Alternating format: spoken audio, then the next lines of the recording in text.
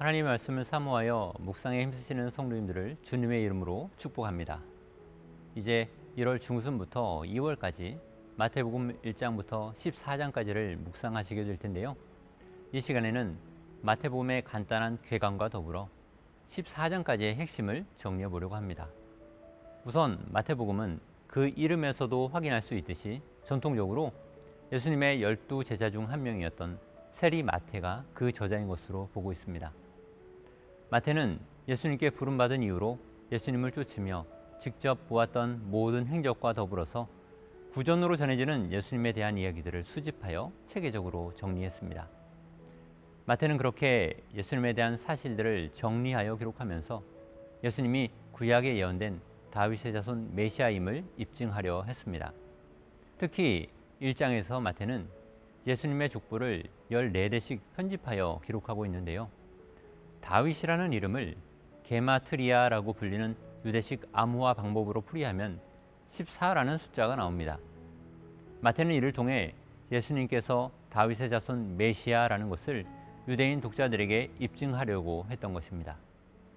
게다가 마태복음에는 구약 성경을 직접 인용한 부분이나 구약의 사건들을 암시하는 본문이 100회 넘게 기록되었는데, 이러한 점 역시도 유대인에게 예수님을 증거하려는 목적을 가지고 있었다고 볼 수 있습니다. 그런 기록 목적을 가진 마태복음은 자연스럽게 유대적 성향이 반영되었습니다. 공관복음서인 마태, 마가, 누가복음 중에 유일하게 천국이라는 단어를 사용했고 하늘에 계신 아버지라는 표현을 주로 합니다. 이러한 점은 하나님에 대한 호칭마저도 극도로 꺼리는 유대적 성향을 고려한 것이라 볼 수 있습니다. 또한 마태는 산상수훈을 통해 모세의 율법과 예수님의 가르침을 대비시키고 있는데요. 그와 같은 점은 예수님이 새로운 모세일 뿐 아니라 모세의 권위를 뛰어넘는 분이심을 알려주고 있습니다. 그리고 그와 동시에 예수님께서 율법을 폐하러 오신 것이 아니라 완전케 하러 오신 것임을 드러내면서 예수님의 가르침이 모세의 율법보다 우위에 있음 또한 강조하고 있습니다. 이처럼 마태복음은 여러 부분에서 유대적인 성향을 보여주고 있지만 모든 민족을 향해 열려있는 복음의 보편성 또한 지니고 있습니다. 1장의 족보에서 예수님을 아브라함의 자손으로 연결짓는 부분은 예수님이 모든 민족에 대한 축복의 전달자임을 보여줍니다. 또한 28장의 지상명령에서 모든 민족을 선교의 대상으로 지정하시는 예수님의 말씀은 모든 민족을 향한 복음의 보편성을 잘 드러낸다고 할 수 있습니다. 마태복음은 마태의 직업, 즉 세리라는 업무를 수행했던 마태의 성향이 반영된 듯 굉장히 체계적이고 정교하게 구성되어 있습니다. 마태는 예수님의 가르침을 중심으로 하여 그 사건과 인물들을 배열하는데요.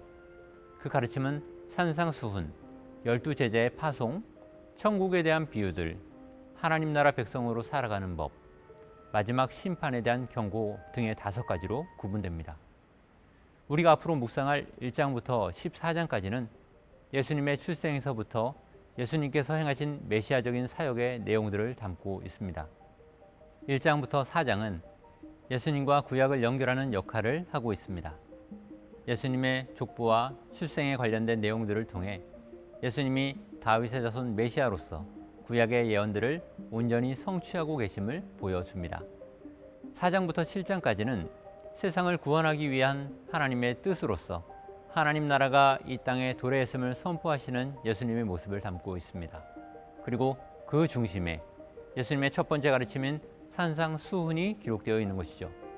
산상수훈을 통해 이 땅에 도래한 하나님 나라 백성으로서 어떻게 살아야 하는지를 교훈하는 것입니다. 이어 8장부터 10장은 앞서 예수님께서 교훈하신 바 하나님 나라가 이 땅에 도래한 결과로서 나타나는 일들을 담고 있습니다. 이런 부분에서 예수님께서는 많은 병자와 귀신 들린 사람을 치유하는 사역들을 행하시면서 나를 따르라고 하십니다. 그리고 10장에 이르러 제자들을 파송하시면서 예수님께서 행하셨던 일들을 대행케 하시고 하나님 나라를 선포하는 결과 나타내게 될 현상들을 가르쳐 주십니다. 마지막으로 11장부터 14장은 예수님께서 사역을 확장해 나가시는 가운데 실제로 사람들이 나타내게 되는 반응을 기록하는데요.